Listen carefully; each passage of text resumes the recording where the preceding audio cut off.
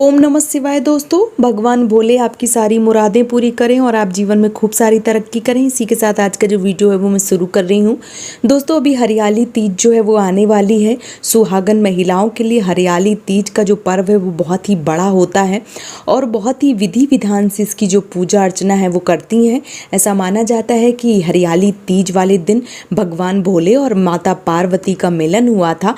इसी उपलक्ष्य में हरियाली तीज का जो पर्व है वो मनाया जाता है और ऐसा भी माना जाता है कि हरियाली तीज में हर जगह हरा हरा दिखता है, इसलिए उसका नाम जो है वो हरियाली तीज पड़ा है। आज मैं आप सबको हरियाली तीज की कथा सुनाने वाली हूँ। कथा आपको अगर पसंद आती है तो प्लीज़ चैनल को सब्सक्राइब और वीडियो को लाइक ज़रूर कीजिएगा। तो चलिए सुनते हैं हरियाली तीज की कथा। पौराणिक कथा के अनुसार माता पार्वती अपनी पिछली जो भी जिंदगी थी उसको भुला चुकी हैं और भगवान भोले उन्हें याद दिला रहे हैं कि हरियाली जो तीज है वो क्यों मनाई जाती है। पिछला जो जन्म था वो कैसे वो महाराज हिमालय के घर में पुत्री के रूप में प्रकट हुई, जन्म लिया, फिर उसके बाद बड़ी हुई, फिर उन्होंने भगवान शिव की कैसे आराधना करी और कैसे भगवान शिव को प्राप्त किया। इस दिन ऐसा माना जाता है कि माता सती ने हिमालय राज के घर में माता पार्वती के रूप में जन्म लिया था और माता पार्वती ने बचपन से ही भगवान शिव को प्रतिरूप में पाने की कामना कर ली थी।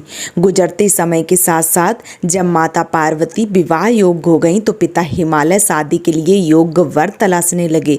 एक दिन नारद मुनि पर्वतराज हिमालय के पास गए और उनकी चिंता सुनकर उन्होंने योग्य वर के रूप में भगवान विष्णु का नाम सुझाया। हिमालय राज को भगवान विष्णु दामाद के रूप में पसंद आए और उन्हें अपनी रजामंदी दे दी। पिता हिमालय की रजामंदी को जानकर माता पार्वती चिंतित हो गईं, क्योंकि उन्होंने भगवान शंकर को पति के रूप में पाने की कामना पहले से ही कर रखी थी। इसलिए भगवान शिव को पाने के लिए वो एकांत जंगल में जाकर तपस्या करने लगीं। वहां पर उन्होंने रेत से एक शिवलिंग बनाए और अपनी तपस्या करने लगीं। एकांत जंगल में माता पार्वती ने कठोर तपस्या की। माता पार्वती की तपस्या से प्रसन्न होकर भगवान शिव ने उनकी इच्छा पूर्ण होने का आशीर्वाद दे दिया।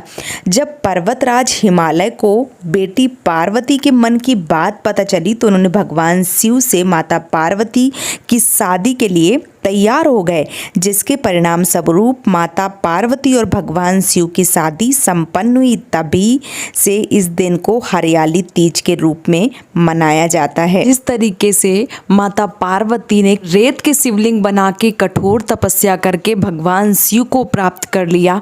उसी प्रकार सुहागन महिलाएं अगर इस व्रत को करेंगी तो उनकी सारी मनोकामनाएं पूरी हो जाएंगी और उनके पति की आयु लंबी हो जाएगी। लेकिन अगर कोई कन्या इस व्रत को करती है, कोई जिसकी शादी नहीं हुई है, वो व्यक्ति अगर इस व्रत को करते हैं तो उनकी जो उनका वर है या उनकी वधू है उनके मन मुताबिक मिलेगी।